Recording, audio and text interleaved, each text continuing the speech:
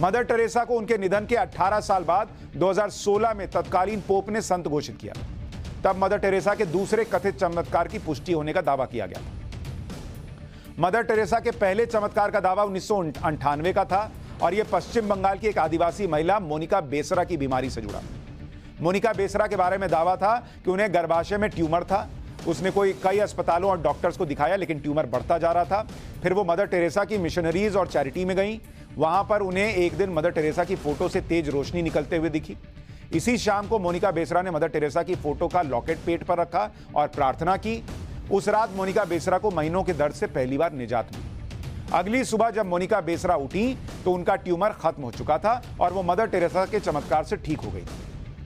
पहले चमत्कार की पुष्टि के दावे के आधार पर वेटिकन सिटी ने मदर टेरेसा को 2003 में धन्य घोषित कर दिया। मदर टेरेसा के दूसरे चमत्कार का दावा तो और अजीबोगरीब था।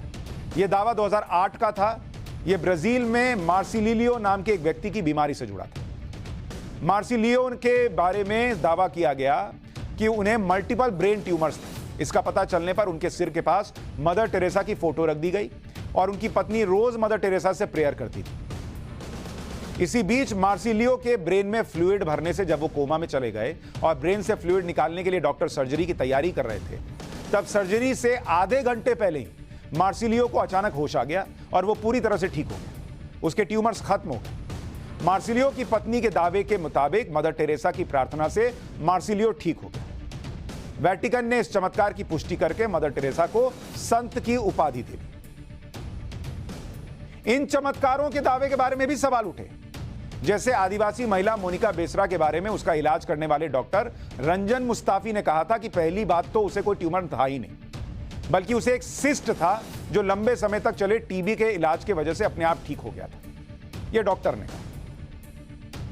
लेकिन इस देश के अंदर मदर टेरेसा जो है वो पूजी जाती हैं, वो चमत्कार कर सकती हैं, माना जाता है, लेकिन कोई धीरेन्द्र शास्त्री चमत्कार कर ही नहीं सकता बॉस। उनको सिरे से खारिज कर दिया जाता है, उनके टेस्ट शुरू होते हैं।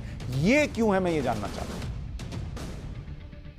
क्या सारे चमत्कार का सर्टिफिकेट एक ही धर्म के पास है, दूसरे के पास हो ही नहीं सकता? सनातन धर्म जिसके बारे में इतनी बातें लिखी गई, उसमें जिस तरह से हम योग करते हैं, जिस तरह से साधना करते हैं, वो सब जीरो, खत्म, उसमें कुछ हो ही नहीं सकता।